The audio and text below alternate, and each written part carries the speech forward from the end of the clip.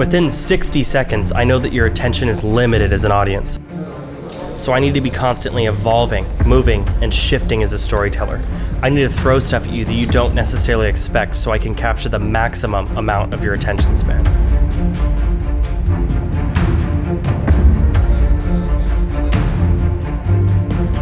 What I try to implement into all my projects is a very quick-moving structure, and that's why at the beginning of Octane Symphony, it starts with the question, what do you think of when you think of a symphony? Right when I want to spin it on its head, that's when I feed that last line to the audience. I sure as bleep don't. We're breaking that fourth wall, which engages the audience, puts them into the story, and then you can immediately, boom, shut down the lights. It's like, choo, choo, choo.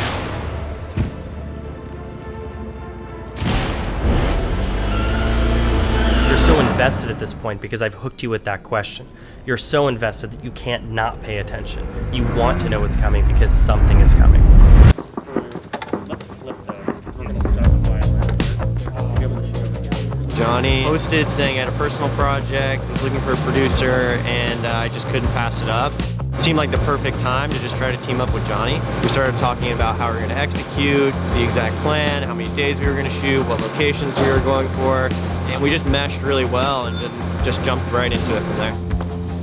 For me, it's more about the contrast of the elegance between adrenaline, you know? And that's why in terms of light and camera setups and everything is at the beginning is like a simple, like elegant, like smooth, but when we revealed the Ducati, everything is like super fast and a lot of movement, shaky, more adrenaline.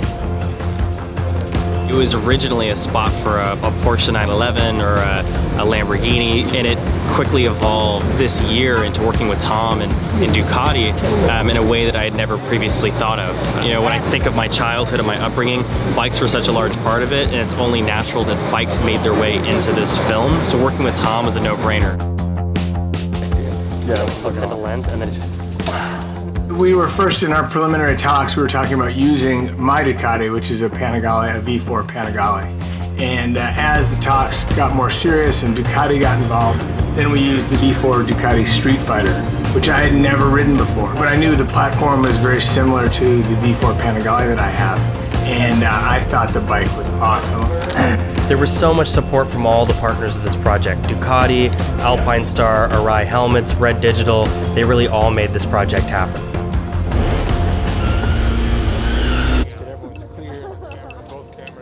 It's this super aggressive symphony of writing, talent, and stunt work, and without it, this project wouldn't have had the feeling that it ultimately had. Thank you very much for a great day. That was a wrap. For a lot of us, this is the first time back on set this year, and it was just a really awesome opportunity for us to collaborate together after not having done something for so long. We crushed it. Day 2. Ducati, more fun. Before we get started, guys, I always love to introduce our awesome director, Jonny. Give him a warm welcome for day 2. Woo! I think it's going to be a good shoot. We'll stay strong, and getting this drone shot out of the way and kind of will allow us to move through our day in a very kind of casual nature. So, yeah. A lot of momentum coming down that building. So we'll try it first without anything in the way, just test runs. Yeah. I want to be able to see, as the drone coming down, I want to be able to see you pass underneath these beams. Yeah. Oh! Yeah, so start you So you want the drone to see me? So Aether Films brought me on as the drone pilot for this project for Ducati, and super excited about that. I've been working with Aether for a few months now, and this is definitely the biggest project we've done, especially with the drone, and trying to basically pull off the impossible is a lot of fun. So the shot with the drone is diving down a super tall building in downtown Los Angeles, diving into Lower Grand while coming up on the Ducati and then following it as it weaves in between the cars. Super, super challenging shot. There's a few problems that we have to face. Obviously, we're flying at night, which makes it a little bit harder to see. We're going into the gap at about 100 miles an hour with a 25-pound drone. It's very, very expensive, so definitely no room for mistakes, no room for error. But ultimately, it's an awesome shot, and I think everyone's gonna love it. The sheer level of precision that Vanover had, alongside his understanding of physics, is unparalleled. He is one of the best pilots, if not the best pilot in the entire world. straight down. I think we should be... The shot itself was the most technical FPV shot that I've seen executed on a cinema level. I love the feeling, that like nervous adrenaline feeling. I was waiting to implement FPV technology into my projects until it reached a point when the cinema cameras became light enough to fly on these small drones. Until the Komodo, it just wasn't going to happen.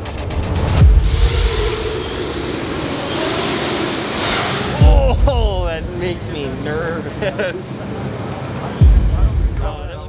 With the FPV drone, what's so impactful about that moment in the film is because there isn't another moment like it.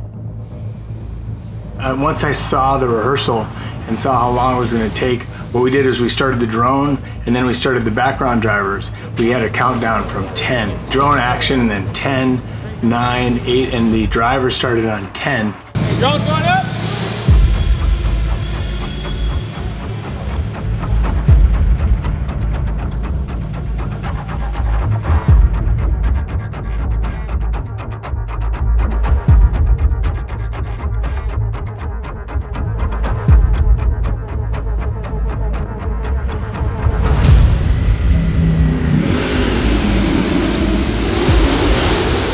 We adjusted the timing, and the second take was magic. It was fun. I was coming back to one, and like everyone was jumping up and down and excited. I'm like, oh, looks like we might have gotten it, and it was great. People were super stoked. I was kind of surprised with such a difficult shot that we were able to coordinate that. It was so cool to see how we were able to get it to like exactly how Jonny envisioned it to be. Just like coming down straight into there and picking the bike up. Each like department really like nailed their job. The whole order of operation was Jacob colored the shot in 6K and 2 plates. So we did a plate for the outside, the exterior of the tunnel, and a plate for the interior of the tunnel. That went to Ryan's team. They blended them together. Ryan's team then sent that file to me. I did the stabilization on that file. The dive coming off the building being done through our hardware stabilization where we didn't really have reference points to track off of. And then we used a section when we're coming over the bridge. We did a partial piece of that in Mocha Pro, and then finally blending in when we dive through the tunnel, we didn't want to lose any frame. There was no frame compromise. Then I hopped that file back to you, and you had applied your speed ramp and a little bit of optical flow and a little bit of frame blending to get that smooth. And then you sent that file as 6K to Ryan. Ryan's team then applied the blurring effect for the dive, and then it went back to you to put it in for the final grade or final cut. Yeah, that was a process because like we dialed each frame in perfectly.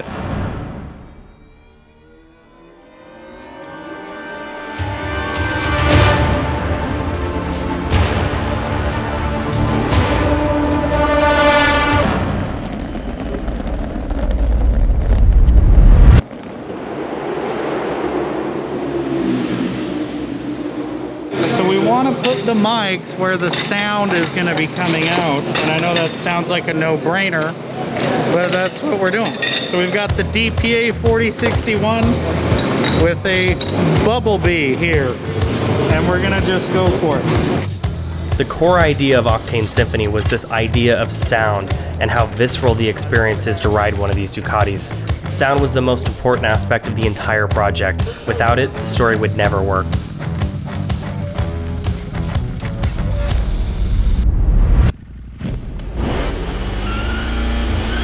What I thought was so fun about that was that huge push that we automated.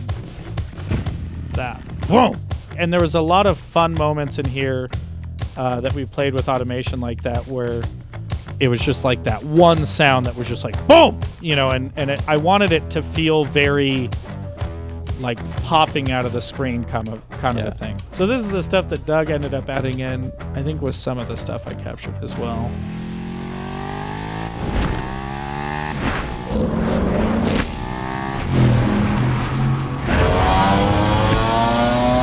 So lots of just little textures in there. When I got back in with the song Doug had started while I was out recording the sounds and stuff for the video, I wanted to use as much of these organic recorded things as possible within the score. One of the things that Doug had in there that I actually kept, I think, from the beginning was the vocals. We've got roughly around 200 tracks of stuff, all different types of percussion, strings, choirs, pianos. I have like tons of drum glitches going on just to create, you know, some like chaos. So everything was super meticulously designed to rise and fall throughout the piece. Also, I mean, it was the whole thing of the movement, you know, it was to keep it interesting, to keep it flowing. Tom's going to be doing the exact same maneuver. The pursuit arm is literally going to be tracking parallel with Tom. We brought some of the best people in the business in key positions, and like everyone, the DP, the director, like the stunt performers, you know, the rider. Sometimes I always say, well, prepare for the worst and hope for the best. And that was one where we got the best, like consistently.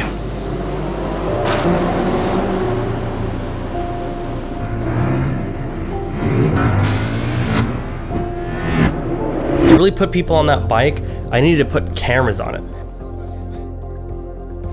We did a ton of work in the shop to find mounting points on the bike so that you could be there with the rider.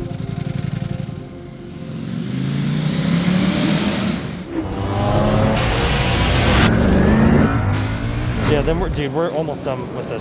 It was definitely one of those special projects that you get to work on every once in a while where it's just different. It really just started with a lot of R&D right off the bat. Big shout out to our leader on this project, Chris Schultz. He really kind of nailed the simulation of it, which was tough because he's building it from scratch, and then we're all trying to replicate how this thing looks in real life, but then also make it read well on screen to help tell the story that Johnny's trying to tell. It's really exciting when, you know, the vision is there and it's just this little extra bit that can kind of help it get to that next level.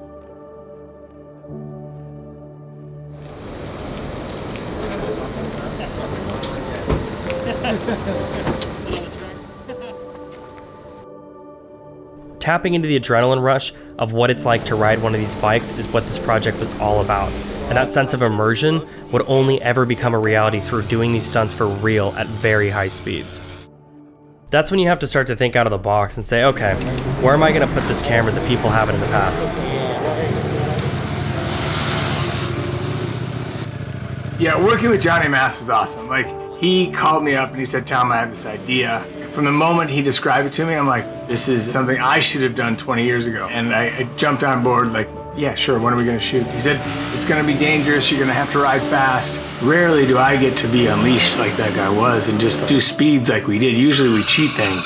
This was real, and this is dangerous, and you see it in the film. We just got wrapped doing like 40 wheelies through 2nd Street Tunnel, so you know, Tom's been on it all day, and he brings with him an awesome crew. Ryan, his co-coordinator, they did an incredible job. Hey, Tom, you're still locked up. One more return. Mitch, the AD, has been a total badass. Dude's super dialed. He's kept us all safe with COVID. Couldn't have gone smoother, and it's just been an overall great experience. This is the moment you've been waiting for, ladies and gentlemen. This is the final sound captured of the entire film. This is the motorcycle burnout.